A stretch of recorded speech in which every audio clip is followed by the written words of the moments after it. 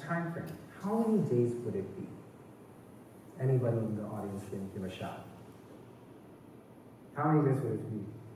30. No, not there. What about someone else? 60. Okay, well, I'll just come to the point. It is 7 days. It's not a very large time frame. It's 11 days and a half to be more precise. Okay, now let's try 1 billion seconds. How much is a billion seconds in terms of days? It might be shocking, but it's not 100 days, 200 days, 300 days, a year, 2 years. It is 31 years. It is almost 13 years older than I am standing on the stage at this current moment. So you see, we cannot really grasp numbers of such magnitude. In fact, we are just a mere little blimp in the universe. And guess what? There are billions of stars, billions of planets in this specific galaxy. And there are other billions and trillions of galaxies in this universe. So if you really look back, can purpose exist if it becomes insignificant on a larger universal timeline? How can we even believe that purpose can be there if we just step back, look at its significance, and it just ceases to exist? In a similar train of thought, every time a religious scholar, every time a philosopher, every time a scientist has tried to answer the question of meaning, it almost has a flawed assumption, which is that purpose inherently exists. If you think about it, purpose might not be as universal as we thought it might be.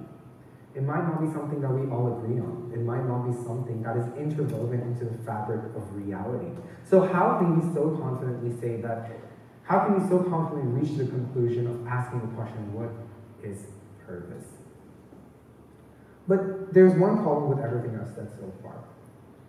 I've told you that our insignificance, the scale of the universe, is what truly matters.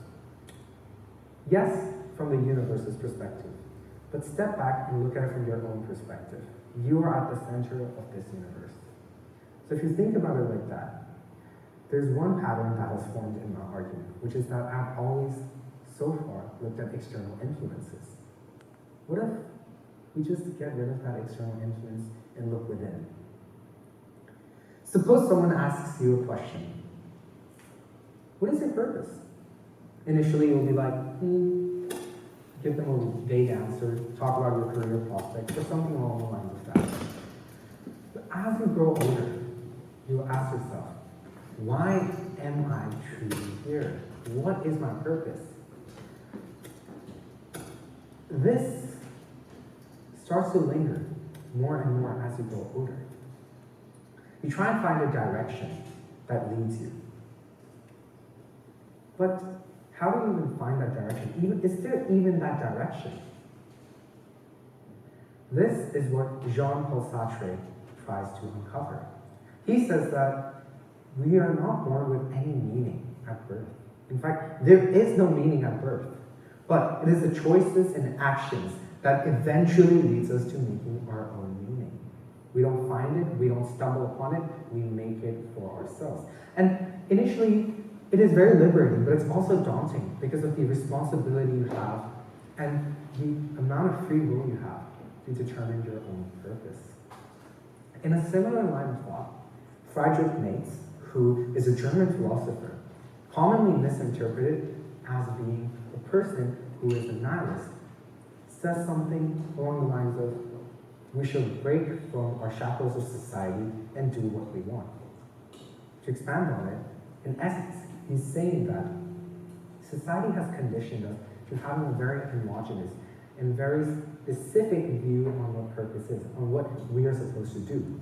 Many times when I talk to someone else about what purpose for me may be, they tell me, oh, become a lawyer, do this, do that, and you live a fulfilling life. But what if that is just not something I want?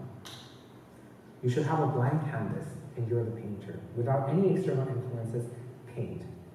And you'll see something different. And the most absurd of them all, that perhaps interests me the most, is Albert Camus. He says that, well, there is no meaning to begin with. it. There is no reason to believe that there is any purpose. But as we move on, we may be able to see that we can create some. Let's look at Sisyphus from Greek mythology.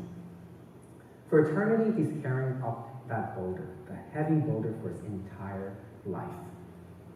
Okay, but what does it truly mean? Well, he found his own meaning. He found his own joy in that struggle. And perhaps that is what purpose may be about. It is not about what the world thinks of you. It's not about how the world thinks of purpose. It is about what you think of purpose and how you create it for yourself. So far, I've discussed only a few things, which is whether purpose exists and what it is. But I still feel unresolved. So there's one thing I want to leave you with. Perhaps purpose is less about trying to find something that doesn't exist, but it's something more about trying to find purpose within creating purpose. Purpose may not be as universal as we all thought it initially to be, which is why I'll leave you with a message. Let purpose be determined on its own by your actions and choices, and perhaps make meaning out of trying to find the purpose itself, trying to create the purpose itself. Thank you very much.